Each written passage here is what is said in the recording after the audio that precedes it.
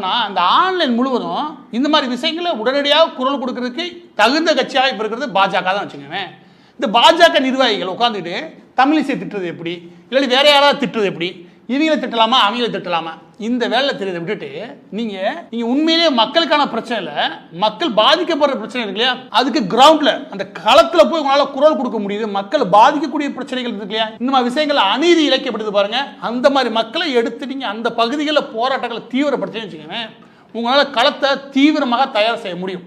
பிரச்சனை என்ன அப்படின்னா, நீங்க ஸ்டாலினை திட்டுறது, உதயநிதி திட்டுறது, 2 பேரை திட்டி முடிச்சதுக்கப்புறம் கட்சிக்குள்ள இருக்க மற்ற நபர்களை திட்டுறது, இதே வேலை, இதுதான் சோசியல் மீடியாவில் நம்ம செய்யக்கூடிய பணி அப்படின்னு நீங்கள் நினச்சி வச்சுக்கோங்க. நான் சொல்கிறேன், இன்னைக்கு இல்லை 2026 வாக்கு சதவீதம் கூட போகிறது கிடையாது. மக்களை பொறுத்த வரைக்கும் ஸ்டாலின் உதயநிதியுடைய ஊழல்களில் பெரிய எல்லாம் ஆர்வமாக கிடையாது.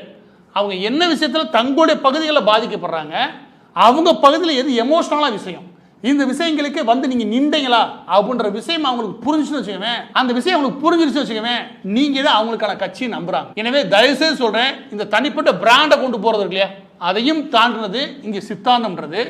அது யாருக்கானதா இருக்கும்னா இந்த மக்களுக்கானதா இருக்கும்.